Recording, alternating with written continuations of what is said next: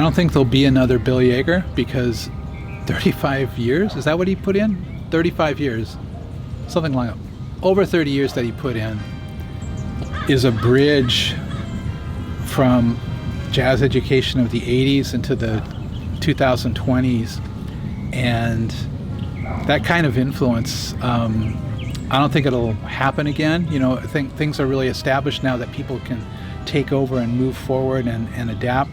Bill has this quote that anytime he's giving an interview, and you may capture it, but when he's asked about past students and their success and how that's measured, whether they're really successful in the music business and whether they're not, and I've heard it multiple times, but he'll rub his hands together like this and he'll say, they always find their way. Bill is a product of the North Texas Jazz Program, which is obviously super competitive. The bar is set very high. Failure will not be tolerated. And I think Bill brought that sort of ethos to San Diego State in a good way. Bill is just he's inherently a teacher at heart. He just loves it. And he's a good band, director for the big band. And it's he knows that music, that style. He's very good at it. He reads all these charts. You go in the side room where all the charts are. There's thousands of charts. He's like, oh yeah, that's a good one. I wish you used this one. Or he just knows. Bill, I can't even begin to tell you how much it affected my life, and certainly everyone you've come in contact with at SDSU, and that's hundreds, probably thousands of students just here. Not to mention the LA Jazz Workshop, the years you were there, the dozens of bands that you directed there. You've made all the difference in my life as a musician, and we will miss your presence for sure. Can you tell me about your first memories of music in your life? I suppose singing in an elementary school choir. I guess that would be, the first thing. Both my parents play piano, and they would play every evening. We actually had a piano and an organ in the living room. And so they played together every evening. And of course, as a little kid, I just wanted to get out of there. So I ran into my bedroom, and watched TV, but I could always hear them playing. And as far as me, I guess it was third grade or fourth grade that you chose the instrument that you wanted to play. And I had three choices. My first choice was drums. My second choice was trumpet. And my third choice was trombone. So I went, my parents take me to the music store, and evidently the guy wanted to sell a trombone, I think. So I threw out the drums because they only wanted to give me a practice pad, and I wanted a new toy as a third grader. So so that was out, that I didn't get a drum set. And my mother wanted me to be able to play melodies with her on the piano. And then trumpet, and this is really funny, the guy said, your lips are too big to play the trumpet. He says, you'd be better off playing the trombone. And so that's what and that's how I started playing trombone. What did your parents think of you pursuing music? Yeah, totally for it. Yeah, never a negative word. Yeah, it's funny, but going into music back then, there was a lot. People had a lot more positive attitude than they do now. It's like today.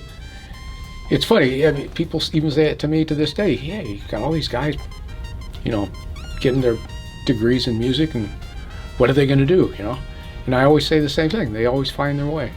Everybody finds their way. It's not. I never thought I'd be a college professor, but that's just the direction that my life went. What did you think you were going to be as a child? Well, I don't know about as a child, but I think I decided I was going to be a musician, by the end of elementary school. By the elementary school, I was. And I always say, music picks you. You don't pick music. And once it picks you, you're stuck. But if you're having to think about it and say, geez, do I want to do this or I want to do that? I would say do the other. I think being a musician is not really a choice. It's like you just decide that this is what your life's going to be. And you see people do this all the time. They'll go off and major in some other, subject, and they're miserable. And then they come back and say, I just had to come back, get my degree, play. It's kind of addicting that way, I guess. Who were your biggest musical influences? Well, they're all trombone players, pretty much. And my first jazz record was, I told my dad, I said, Dad, because I was just playing classical music through elementary school. I didn't play any jazz until junior high school. And I said, Dad, there's this thing called jazz, and I think they use trombones in it, So he goes to the Seattle Public Library, and that's back when they had card catalogs, and he looked up jazz trombone. And they had LPs that you could check out from the library. And he brought home some trombone records. And the one that he brought first, and this what probably hooked me as far as that, was Stan Getz and J.J. Johnson live at the Opera House. And it was recorded with that, what was that guy's name? That had that Jazz at the Opera House touring. And he had Charlie Parker, he had, all these, I can't think of his name right now. He's a famous contractor. And they went around to different cities. And actually my sister went to the Jazz at the Opera House in Seattle. But I believe the Stan Getz, J.J. Johnson recordings is from Los Angeles. And so J.J. Johnson was my first influence. What was funny is I just didn't get Stan Getz because I made a reel-to-reel recording of the library's, I had to return the LP, obviously. So I had a reel-to-reel tape recorder. And all I was interested in was the trombone. And I'd fast forward over some of the greatest Stan Getz solos of all time, But I was just, as a kid, that's still elementary school, yeah. And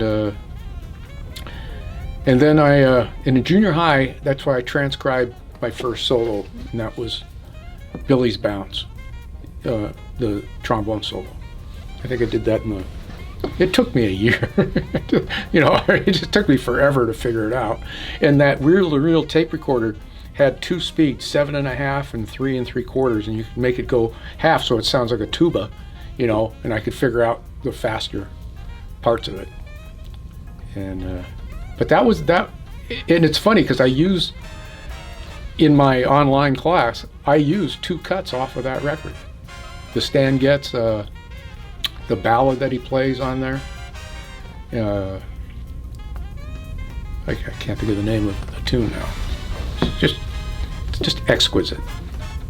What was the community like in Seattle growing up?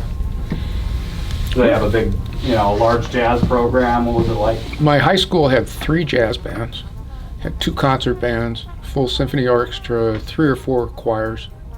I sang in the men's glee club back in the day because my high school jazz band director also conducted the men's glee club. And yeah, my high school band director was a big influence on me. What was his name? John Mowat.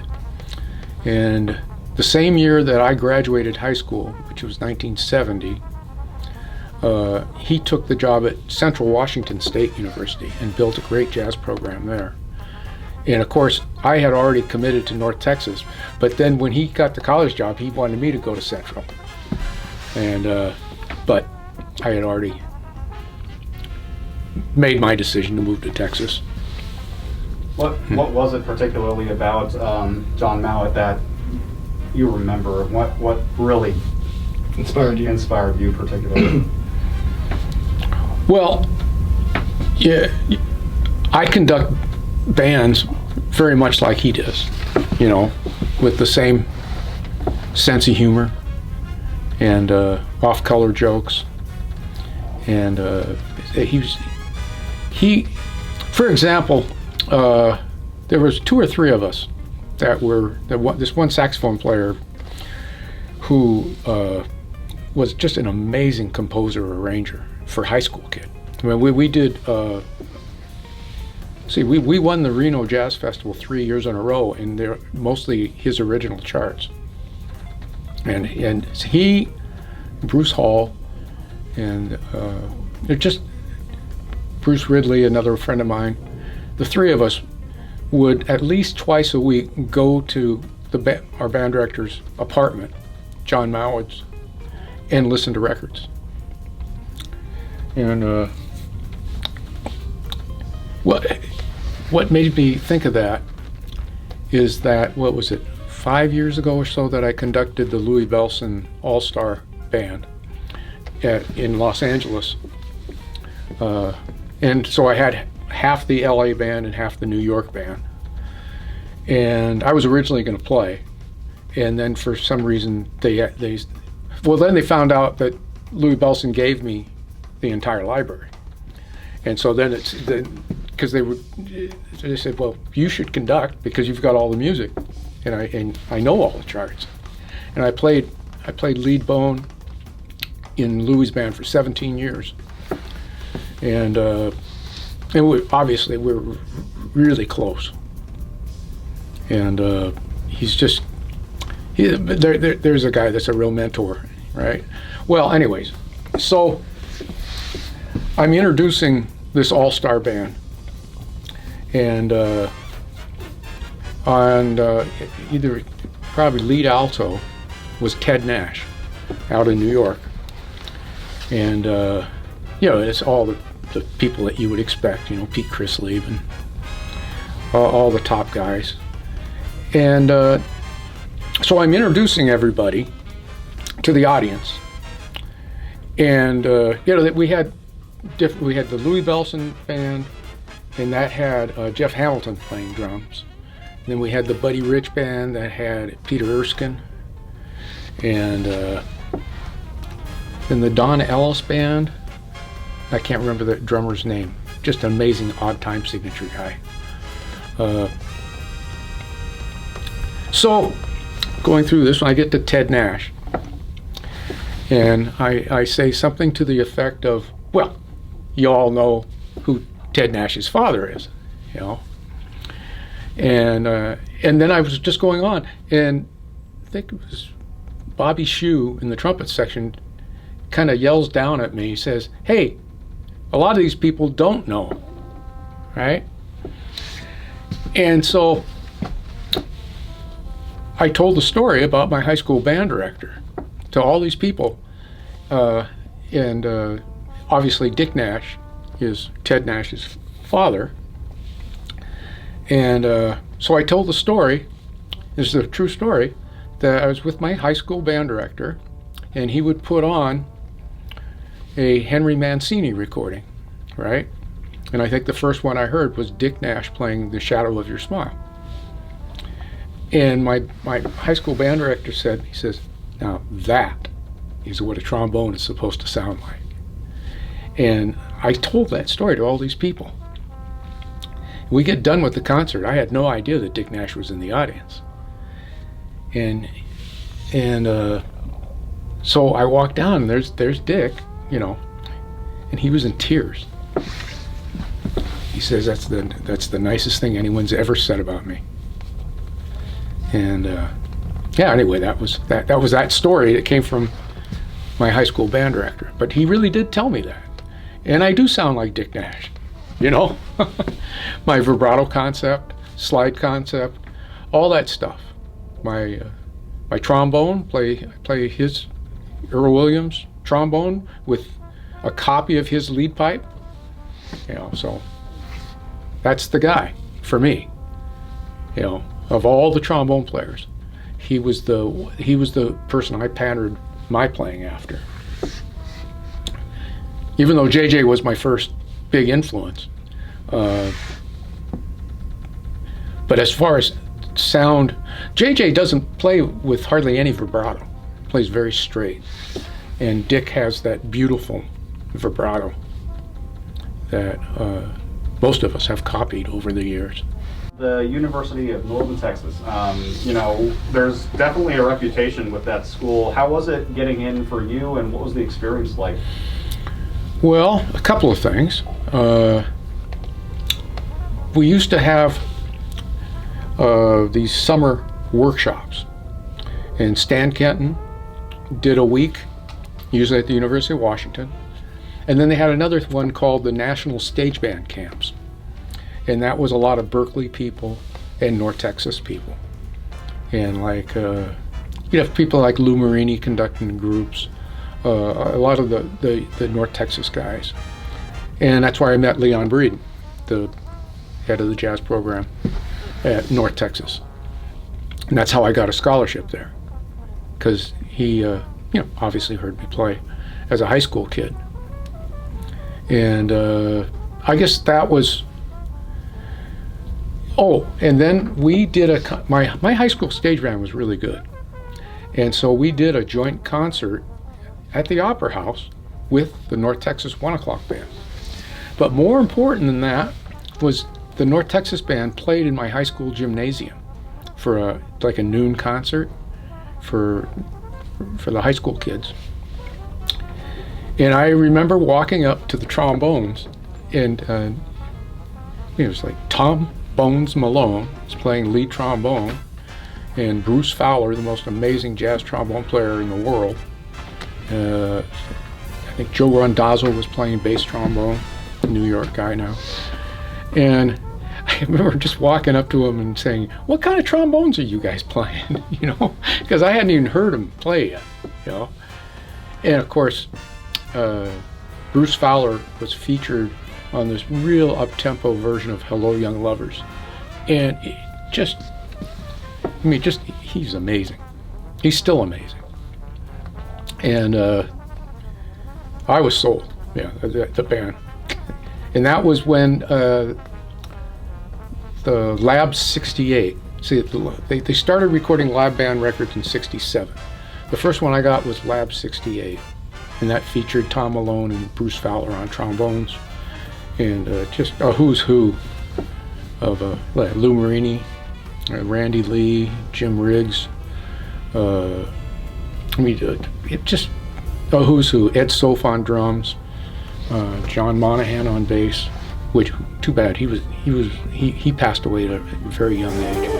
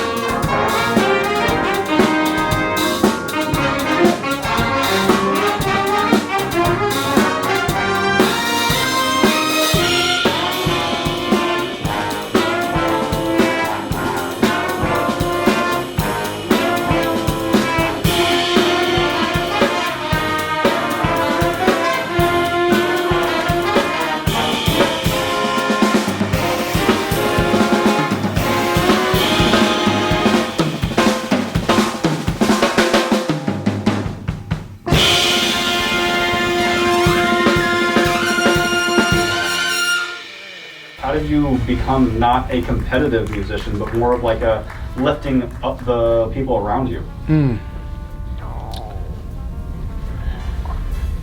When I went to North Texas, I was 17 years old, And leaving beautiful Seattle, and I had a great job with the Seattle Marine Aquarium, and because my sister and brother-in-law owned the aquarium, and I had this great job, and I was playing in 2 rock bands, and I obviously you give all that up, and then you're in Denton, Texas, and it was hot. The lab band hall at that time wasn't air conditioned, and I play with dry chops, but when you're sweating, you have to play with wet chops, and just sweating because it was so hot. And I just hated it at first. I mean, I just really did. I mean, West Coast Seattle guy, and so I played my audition, and it was for my future trombone teacher, Ashley Alexander, amazing trombone player. He was getting his doctorate at North Texas. Lou Gillis, who was the great arranger there, and Mark Taylor, and he was a graduate student who eventually was taking trombone lessons with me. He was a trombone player. And then he got braces, and he quit playing and switched to composition and piano. Of course, he's been pretty successful with that. And so they have the room, and I come in and play my audition.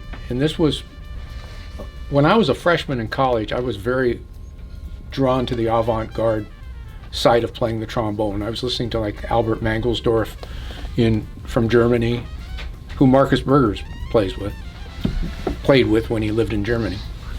And so they just had us, we did their sight reading, but they didn't have a rhythm section like we do here. And so they said, well, we just want to hear you play. So I played something, and it was real outrageous because I was really into the avant-garde at that time. And it's all, because at that age I had good solid double high C's and couldn't double and triple tongue and all that. Actually, double tongue. I didn't get my triple tonguing till later when I was studying with Ashley. Actually, we had the Arbens book out, and we got to the triple tongue page, and I couldn't triple tongue that well. And I just remember his disgust. It was just like, he just looked at me, he says, "You call yourself a music major and you can't triple tongue?" And it was, boy, did I learn how to triple tongue, after that. Well, they had all of our forms on Ashley or Lou's desk, and my audition form fell into the trash can by mistake. So here I am, I think we had like 12 jazz bands at North Texas. And I go there and look for my name, and I hadn't made a band. And I mean, it was demoralizing. So the first thing I had to do at North Texas was go to Leon Breeden's office with my tail between my leg and say, "Hey, I'm not in a band,"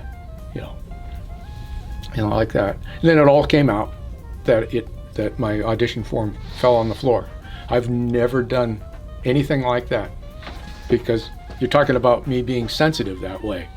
Well, I'm really, really careful about my auditions. At the LA Jazz Workshop, well, I did the trombone auditions my last 3 years at North Texas. I was in charge of the auditions. And then I did the auditions at the Grove School of Music, and then the LA Jazz Workshop, and then here. And so I've never done that. I've never screwed up. I've always double checked myself, because I remember, man, that really hurt. I mean, that was just demoralizing to not make a band out of 60 trombone players. I'm the worst.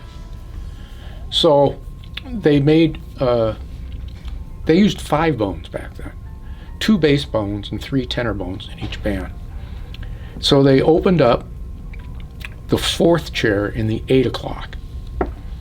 So I'm playing really a bass trombone chair on a real lead trombone setup. And so they pull up this chart, trombone feature, the kid playing lead trombone was an English major, and he couldn't read concert treble clef because the solo was in treble clef. And I said, I can read treble clef, you know. So they gave me the solo, and so I played this thing. It was high, it was right in my comfort zone, actually. You can't take that away from me, that tune. And the nicest thing anyone's ever done for me, I think, in my whole life, is the English major kid comes up to me afterwards and says, man, you play a lot better than I do. I'll switch chairs with you. You can play lead. So then I got to have a bit of a reputation, lead trombone in the 8 o'clock. So then Ken Tussing, who was playing lead trombone in the 7 o'clock, went out with Ray Charles. And so the leader there had heard me play because, you know, we'd be playing, you know, right after them. He says, hey, you want to take lead in the 7 o'clock too? Yeah, okay, great. So then the 6 o'clock, something happened to the third trombone player. And so Ashley was conducting the 6 o'clock, and he said, hey, do you want to play third now in the 6 o'clock? And the same thing happened. I ended up splitting the lead book in the 6. So in essence, I played basically lead in the 6 and the 7 and the 8, 3 hours straight, 4 days a week. And that was my introduction to North Texas. And then they didn't lose my audition sheet, and I ended up lead bone in the 3 o'clock. And then the next year, the 1 o'clock band had turnover. Everybody except the third bone. And so we did, then it's a real intense audition. And so the guy that was playing third moved over to lead, and I got the second chair in the 1 o'clock band. But he played, his attitude was just not very good. He'd had enough. And and he kind of played a clunky horn. It worked well on third. It just wasn't a real lead sound like my sound. And so he was kind of aware of that, yeah. And so we actually traded chairs. So that's when I got to be, then for the next, 5 years, I was lead trombone in the 1 o'clock. But as far as having empathy that way, I always think about that, you know, from that they could be so careless to lose my audition for him. You get like an offer to play with like Woody Herman at that time, yeah. Right? Yeah, when I was a senior, I got quite a few calls. Stan Kenton called me, and he remembered me from the summer workshops, yeah, as a high school kid. And of course now I'm lead trombone in the 1 o'clock band. And it was like the beginning of my last semester for my bachelor's degree. And I really wasn't that tempted to go out with the Kenton band, because it would be on second, and the lead trombone player, who I knew already, I just didn't care for his style and the way he played. I mean, it was overly ornamented with just kind of outrageous vibratos and stuff. But then Jim Pugh, the top trombone player in New York now, Jim calls me, and he says, at this time he was playing lead with Woody Herman, and so he said, Bill, we want you to play second in Woody's band. And at that time, Woody's band was just spectacular. It's just so good you couldn't believe it. And so I was really tempted. But I would have let down the 1 o'clock band and not get my degree. And who knows if you'd ever go back, because most of the time you go out on the road, you just stay on the road and all that. But then Jim said, he says, I'm only going to stay on the band for another 6 months, and then you can play lead. Because in Woody's band, all the solos are on the lead book. The second book has nothing. So that had something to do with it. But no, I wanted to stick out in North Texas. And I guess the other thing of speaking with Jim, talking about what studio work I was doing and all this, and then then he says, well, you know what, you're already doing what everybody on Woody's band wants to be doing.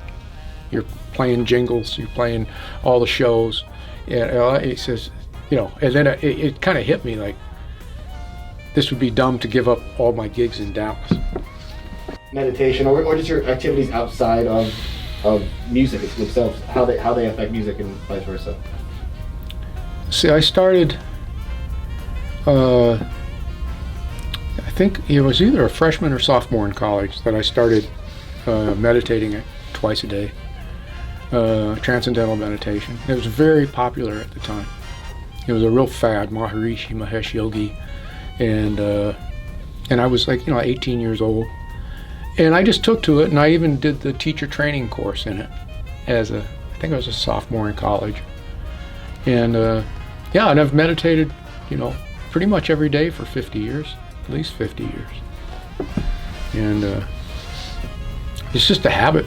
What do you do when you meditate? Do you listen to music? Do you have a moment of silence? What is Transcendental Meditation is a free-floating type of meditation where you're given a mantra, an individual mantra, and you're never supposed to say that mantra out loud. Because what happens is the mantra becomes a very subtle thought. So you close your eyes, and I just did a half hour this morning, and you repeat the mantra over and over again. I guess the most famous mantra would be Om, which was, they called this sound of the universe. But anyway, I think it's like these mantras go back to like Sanskrit. They're like 5,000-6,000 years old. That people, and it's free floating in that it's not that intense kind of meditation where you're forcing yourself to stay on you start the mantra and it goes and it becomes very subtle, but then pretty soon you start thinking about something, and it's like you're diving into a pool of water and you're at the bottom of the pool, and then you get to a certain point, you just start coming up, and you could be thinking about anything, and pretty soon you're thinking about, what's the band going to play today? Or, what is this, and then you go, oh yeah, I'm meditating. And you go back to the mantra, but you don't force it. Those thoughts are good because you're releasing stress. Sometimes your best ideas come to you in those situations. I'm curious, have you ever made any sort of connections to to, I don't know, maybe sort of like the focus you need in tennis to the focus you maybe need in music? Yeah, that's a really good point, because to be a great musician, you have to learn to, that little voice that's in your head, you have to be able to, if you're a professional musician, you have to be able to turn that little voice off, the one that's saying you suck. You have to have that silence, and that gives you your focus on the music, to where it's 100%. I can't do that playing tennis. If I could, I'd be a hell of a lot better tennis player. But that voice is there. Boy, I'm ready to serve. You're gonna miss it. Yeah. So and I can't turn it off. I can't turn, as an athlete, I've never been able to do what I do in music. And I find that's the difference right there, is being able to focus and concentrate. And I made a vow to myself that I would never play a note on the trombone without 100% of my attention. You should never screw around on your instrument. Either play it 100% or just don't practice, don't play. Because if you practice and play without that level of concentration, you're actually developing bad habits. And music is all about fixing your bad habits. It's because any musical instrument is too hard to play everything correctly at first. And so you do the best you can. Advantage I had as a kid, in 3rd grade, we picked out the trombone, we brought it home, and my 2 sisters and my dad could all blast out, just on it. I couldn't figure out how to buzz my lips, so I was going. And that was very fortuitous, because in those short times, people they develop bad habits. So I went in for my first trombone lesson, and it was with a violin teacher in my elementary school, so it had been 4th grade, I guess. And it's like he had a book, and he was telling me, point, now you do this, you do this, you do this, and I, bah, and it's exactly my embouchure, exactly how I've played my entire life. Because I had everything exactly, okay, you want to have 75% of the upper lip, you want 25% of the lower lip, you want to have this and that, you want to keep your corners firm, you want to do this, now you're going to buzz your lip, and as opposed to doing, that was a big advantage, because I took lessons. There were 2 of us, Jeff Frumpkin and myself, and by the end of the first year I was 2 books ahead of him. And I think that was kind of, my dad always liked to tell a good story about me and the trombone, because talking about my grades up till the 4th grade, I got straight C's, and they had C, and they had 1, 2, 3, 2. So I was getting right in the middle, C2s and everything except music and phys ed. I got A's in those, but everything else was C's.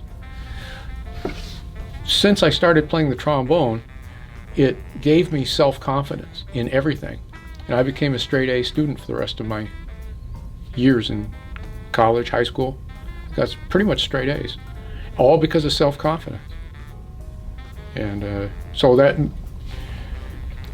music, for me, I mean, it was that big of a change in my life, because I could do something, not necessarily better than the other kids, but. Prior to your arrival at the jazz department, what did SDSU Music and Dance look like? Well, I remember hearing about the discussions about hiring me, and the then band director here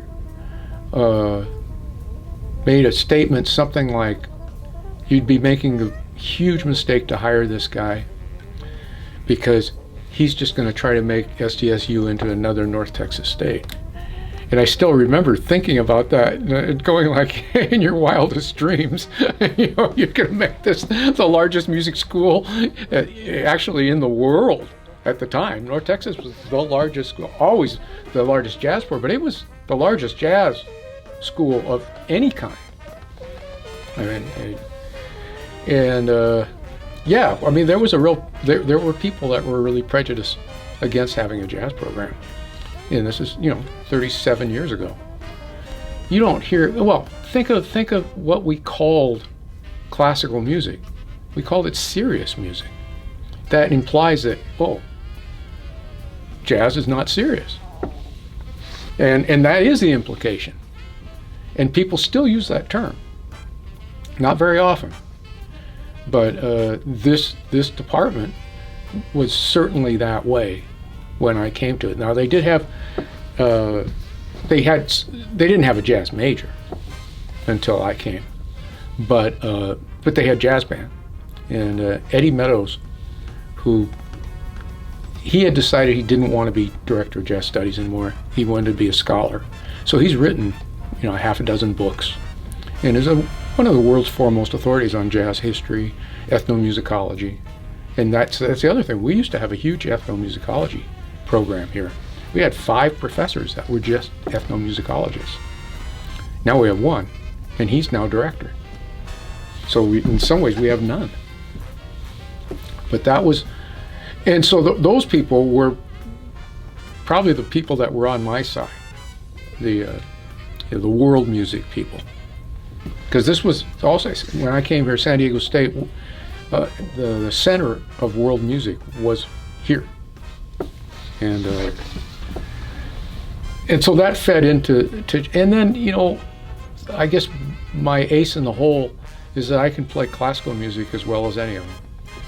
And so I started playing in the brass quintet, this West Wind Brass. I played in that for 25 years, and played with all the best players in the symphony, and played in the symphony some, as a sub, and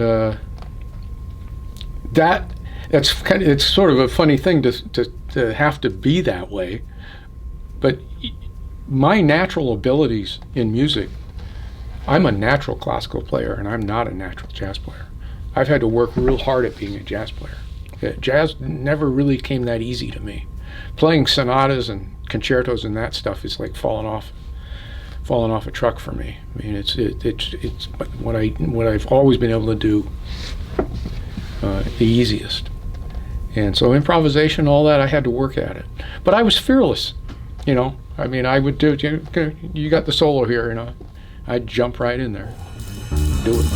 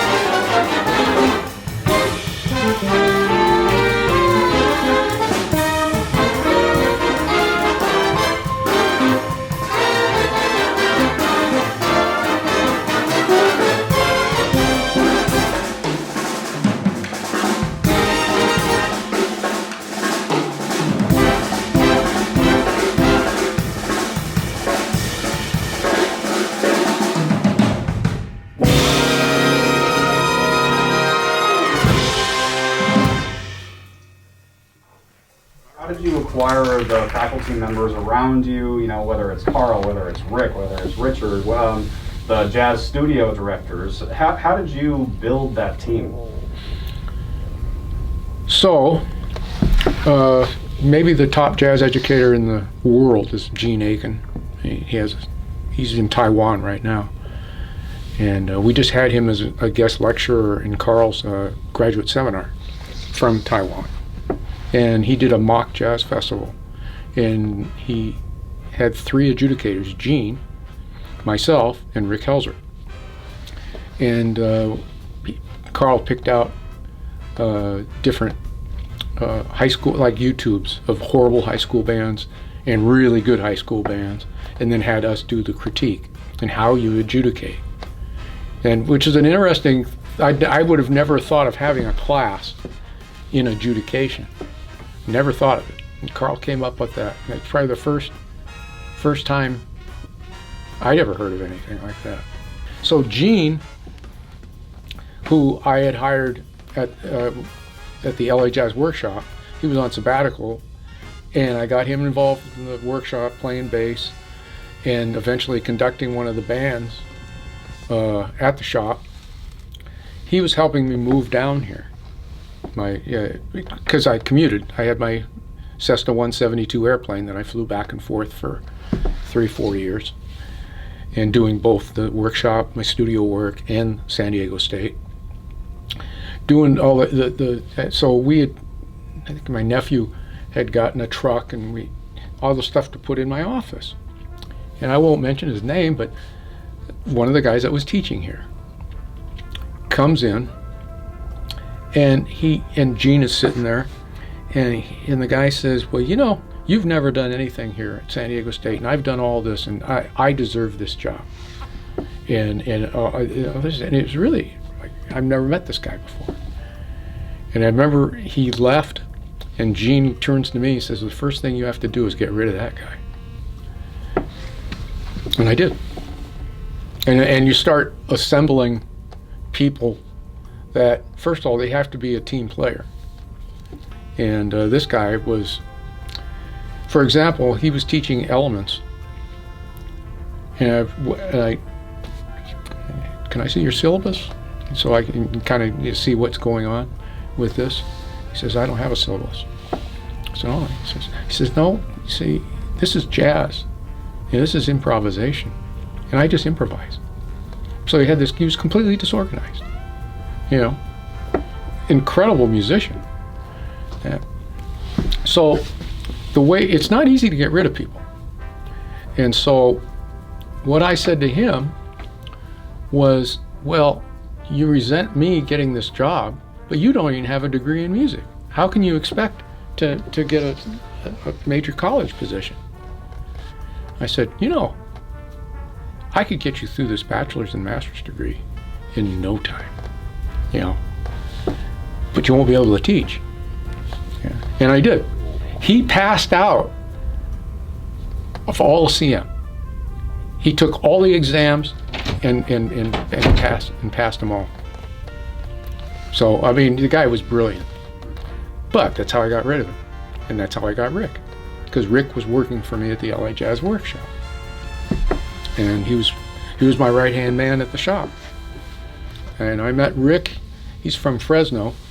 And my girlfriend at the time was a jazz piano player up in Porterville. I'd met her when I was doing a clinic at, one of the community colleges up in Central California.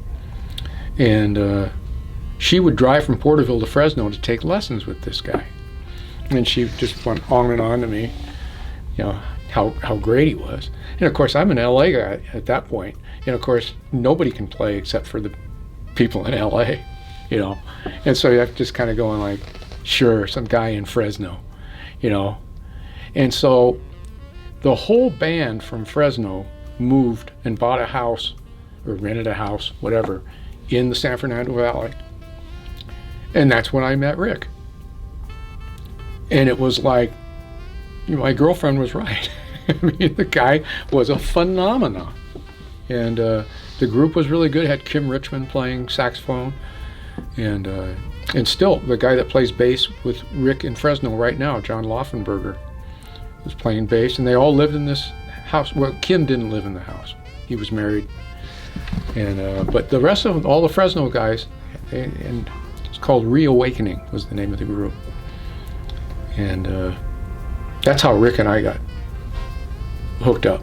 And so then when I got rid of this guy, Rick commuted, and I was commuting too, but he decided he moved to Tustin, which is kind of in Orange County, right in between, so he could be halfway between the workshop and San Diego State. And he and I remained, a good solid 40 years. He and I taught together, and we're that perfect yin and yang of. In other words, there was never a jealousy thing because I got to do everything that I like to do, and Rick got to do everything he likes to do, and neither one of us wanted to do what the other guy was doing. And for just two people, we can cover a lot of territory. So I would have retired when Rick had his nervous breakdown. That was in 2015, and I was ready to call it, because my house was paid off in 2015. I could do the 5-year FERP starting then, which I'm starting next year, and FERP, Faculty Early Retirement Program. And I really, and so then we had an audition between Carl and John Reynolds. Those two guys applied for Rick's position in this room, and we had him conduct a combo, and we had him do this and this and this, and both would have been fine, but Carl was our choice, and that Carl has risen to the occasion to where now he's going to be director of the jazz program. That's what kept me here, because he's just that he has the widest skill set of any musician I can think of. That he can play great trumpet, classical, jazz, lead, maybe his biggest strength is arranging composition. He's a great teacher. He's very organized, knows theory extremely well, easy to get along with. I like working with him. I think we make a good team. I think the next team is going to be him really taking over my job and Anthony Smith taking over Rick's job. That's what I think is going to be the future. And now we have a great director in Kevin Delgado.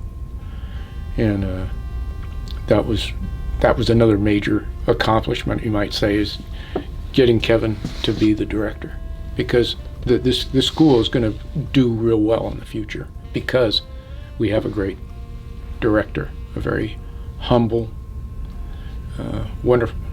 One of my past students played bass in my top band. He played bass in the band when we toured China. I had Carl in that band too. Carl was in that band. Anthony Smith was in that band, and that was a great band. And Kevin Delgado played bass. Cesar Lozano was the drummer. It was just really a great band. I was back when Brad Steinway and all the older Derek Cannon, those guys are still in the band for that tour. And but yeah, and then Kevin is also a great Latin percussionist. And so I put together this band to tour Bolivia, and I used him in the Bolivia band. And the way we put that band together was we all wrote 2 Latin arrangements, everybody in the group. And I bought a whole pile of, it's in that cabinet right there, a whole pile of Latin jazz charts that is, to this day, I don't think have been played, because there was no reason to play the published charts, because we had the charts that we wrote were better than and Kevin wrote a lot of the music, and he can speak Spanish too, so that helped in Bolivia, obviously. And he'd always apologize because he doesn't have a Spanish accent at all, because he was not allowed to speak Spanish as a kid, so he never developed an accent.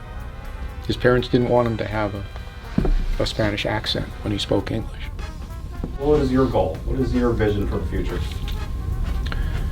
Well, when I represented the United States at the big conference in Germany, the future of jazz is that it's not strictly American music anymore. It's world music. It is a type of world music that is appreciated more in other countries than it is in America.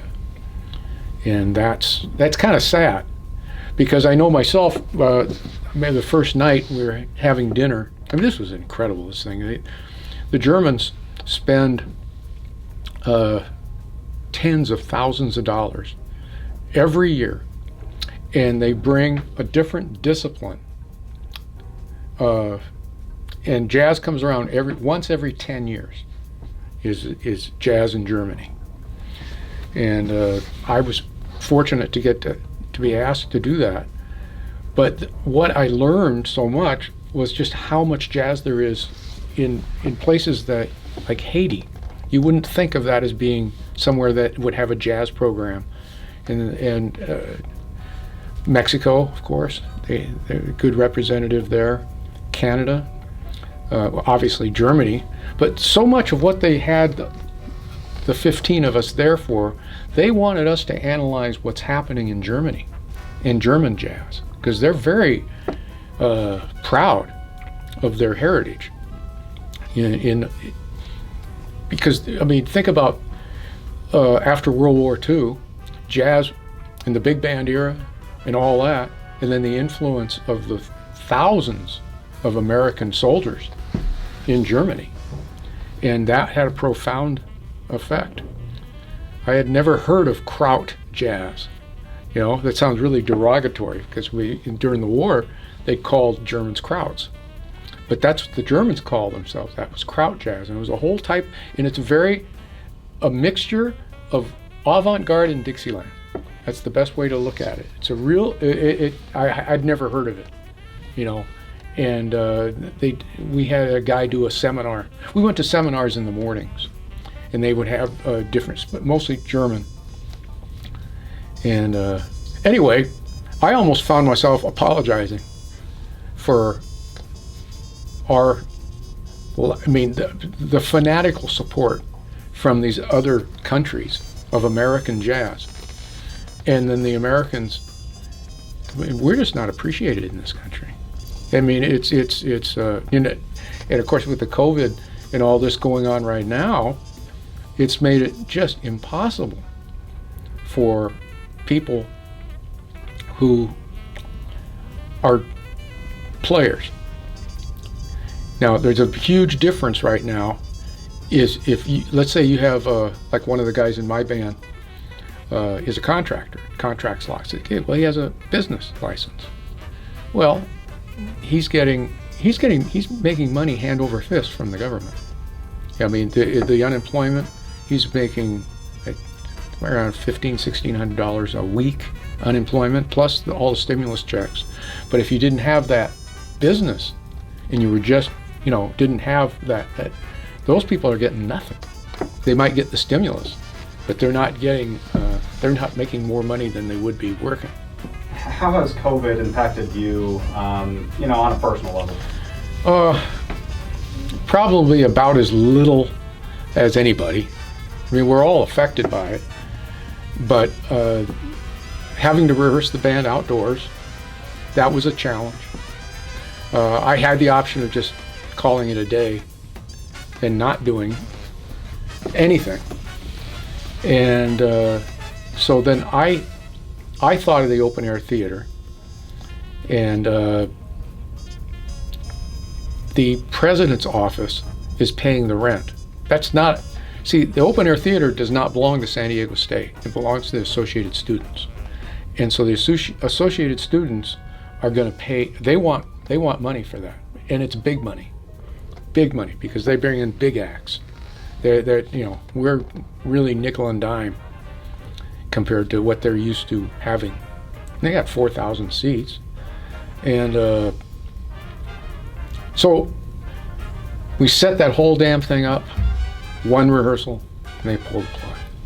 And I got to haul all that equipment again. It was really frustrating. And so